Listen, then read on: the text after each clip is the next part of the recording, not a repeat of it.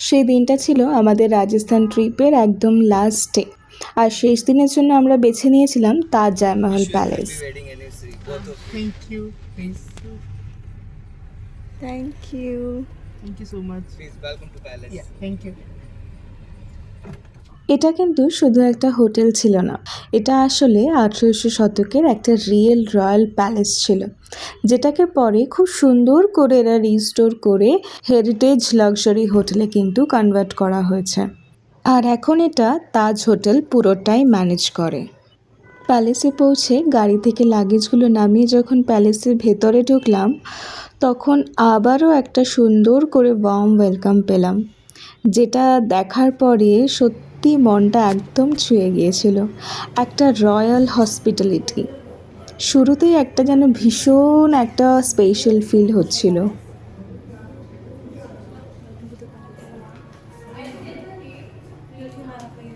Thank you. প্যালেসের ভেতরে ঢুকতেই যেটা সব থেকে আগে চোখে পড়েছিল সেটা হলো প্যালেসের ইন্টেরিয়রটা। প্রতিটা কর্নারে এখনও সেই অরিজিনাল প্যালেসের ফিলটা কিন্তু খুব সুন্দরভাবে বজায় রাখা হয়েছে। সত্যি বলতে মনে হচ্ছিল ইতিহাসের একটা অংশের মধ্যেই যেন হেঁটে বেড়াচ্ছি। কিছুক্ষণ পর তারপর ওয়েলকাম ড্রিঙ্কস ওরা সার্ভ করলো। 2 রকমের ড্রিঙ্কস ছিল, ইনফ্যাক্ট ওরা নিজেরাই এক্সপ্লেন করে দিচ্ছিল কোনটা কী দিয়ে বানানো, কোনটা ফ্লেভার কেমন। এই ছোটো ছোটো জিনিসগুলো না বেশ ভাল লাগছিল। তারপর সমস্ত চেক ইন ফর্মালিটিস কমপ্লিট করে আমরা চলে গিয়েছিলাম আমাদের রুমে ঢুকতেই যে কথাটা আমার মাথায় সব থেকে আগে এসেছিল সেটা হলো অ্যামেজিং। এটা যে একটা রিয়েল প্যালেস সেটা রুমের প্রতিটা কর্নারে যেন বোঝা যাচ্ছিল। প্রতিটা দেওয়াল, ইন্টেরিয়র, ফার্নিচার সব কিছুতে একটা যেন অরিজিনাল রয়্যাল চার্ম খুব সুন্দরভাবে প্রিজার্ভ করা হয়েছে। আর আমাদের রুমটা ছিল গার্ডেন ফেসিং, আর দূরেই একটা মেট্রো লাইন দেখা যাচ্ছিল। সব মিলিয়ে ভিউটা ছিল অসাধারণ। রুমে চেক ইন করার পরে একটুখানি ফ্রেশ হয়ে তারপরে মনে হচ্ছিল একটু বাইরে বেরিয়ে প্রপার্টিটা এক্সপ্লোর করি।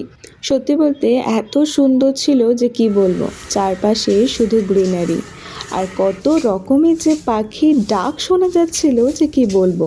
আর সব থেকে অ্যাট্রাকটিভ ছিল এখানকার ময়ূরগুলো। ওরা এতটাই ফ্রেন্ডলি যে পুরো প্রপার্টি জুড়ে একদম নিজের মতো করে স্বাধীনভাবে ঘুরে বেড়াচ্ছিল। আবার ছোট্ট ছোট্ট বেবি পিককও ছিল, আর ওদের মা কি সুন্দর করে ওদের প্রোটেক্ট করে নিজের সঙ্গে নিয়ে ঘুরছিল যে কি বলবো। সেই দৃশ্যটা অপূর্ব লেগেছে দেখতে। আমার প্রথম দেখা এই ময়ূর, মানে আমি কোনোদিনও এতটা কাছ থেকে ময়ূর দেখিনি। কি যে ভালো লাগছিল, এই ফিলিংসটা আমি তোমাদেরকে কি করে বোঝাই, কি করে এক্সপ্লেন করি, আই ডোন্ট নো। মানে আমার বলার কোনো ভাষাই নেই। এত কাছ থেকে ময়ূর দেখার এক্সপিরিয়েন্স, উফ। তার উপরে এই যে দেখো, এই ময়ূরটা কিভাবে উড়বে, মানে উফ, দারুণ দারুণ। এটা যে আমি ক্যাপচার করতে পেরেছি এটাই অনেক। এবার আসি এই ইউনিক চেস বোর্ডটার হিস্ট্রিতে। সেটা হলো আগেকার দিনে রাজপরিবারের যে মহিলারা ছিল তারা সহজে প্যালেসের বাইরে বা নিচে নামতে পারতেন না, তাই তারা ওপর থেকেই ইশারা করে বলতেন কোন চেস পিসটা কোথায় মুভ করতে হবে, আর নিচে থাকা অ্যাটেন্ডেন্টস সেই অনুযায়ী গুটিগুলোকে কিন্তু মুভ করতেন। তাই দেখবে প্রতিটা চেস পিসের নিচে ছোট ছোট হুইল লাগানো আছে। এভাবেই নাকি বাড়ির মহিলারা চেস বোর্ড খেলতো। গল্পটা কতটা ইন্টারেস্টিং না? আমার তো শোনার পর বড্ড বেশি ভালো লেগেছে। তারপর আর কি, বিকেল হতে না হতেই আবারও বেরিয়ে পড়েছিলাম। প্যালেসের ভিতরে এত রকম অ্যাক্টিভিটিস ছিল যে রুমে বসে থাকার কোনো প্রশ্নই ওঠে না। বিকেল 4টে থেকে ছিল heritage walk, horse ride, puppet show, pottery making, royal folk dances, আরও বিভিন্ন কালচারাল প্রোগ্রামস। আর এই সব কিছু এনজয় করার জন্য শ্যাম্পেনও কিন্তু ওরা সার্ভ করেছিল।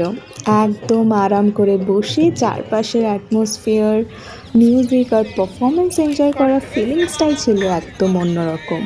আর সন্ধে হতেই শুরু হয়েছিল ল্যাম্প লাইটিং সেরিমনি। এই সেরিমনিটা ভীষণ এঙ্গেজিং ছিল। আমি নিজেও খুব এনজয় করেছিলাম পার্টিসিপেট করে।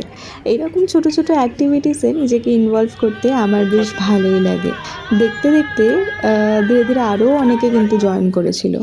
আর তার সাথে চলছিল কালচারাল প্রোগ্রামস। আর পুরো প্যালেস জুড়ে ময়ূরের ডাক, বিভিন্ন রকম পাখির ডাক, উফ, পুরো মায়াবী পরিবেশ যেন সৃষ্টি হয়েছে। আর তার পাশেই চলছিল রাজস্থানে ফেমাস ট্র্যাডিশনাল পাপেট শো। আমি কিন্তু এই ফার্স্ট পাপেট শো দেখলাম, বেশ অন্যরকম একটা এক্সপিরিয়েন্স, খুব ভাল লেগেছিল। সন্ধে নামার সঙ্গে সঙ্গে পুরো প্যালেসের ভিউটাই যেন এক নিমিষে বদলে গেল। চারপাশের আলোয় পুরো প্যালেসটা যেন ঝলমল করে উঠেছিল, মনে হচ্ছিল যেন সত্যি একটা অন্য জগতে চলে এসেছি। রাতের আলোয় সেই রয়্যাল আর্কিটেকচারটা আরও বেশি করে যেন মায়াবী লাগছিল, সত্যি বলতে চোখ ফেরানো যাচ্ছিল না। আর একটা জিনিস না বললেই নয়, তাজ জয়মহল প্যালেসের হসপিটালিটি আর ওখানকার স্টাফদের বিহেভিয়ার সত্যি খুব ভালো ছিল। ওরা আমাদের জন্য যেটুকু করেছে, একবারের জন্য মনে হয়নি যে ওরা কোনো ফর্মালিটিসের জন্য করছে। যতটুকুনি করেছে সবটুকুনি যেন মন থেকে করেছে। ভীষণ একটা আপনত্ব ফিল হচ্ছিল যেন।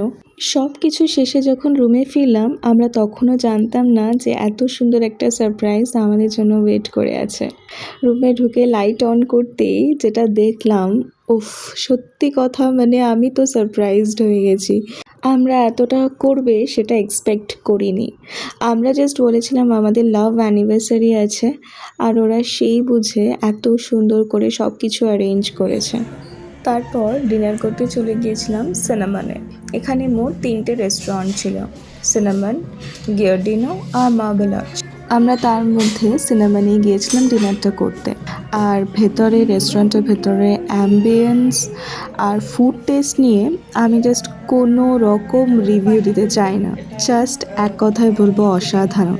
আমরা অর্ডার করেছিলাম গালৌটি কাবাব আর মাটন লখনৌ বিরিয়ানি।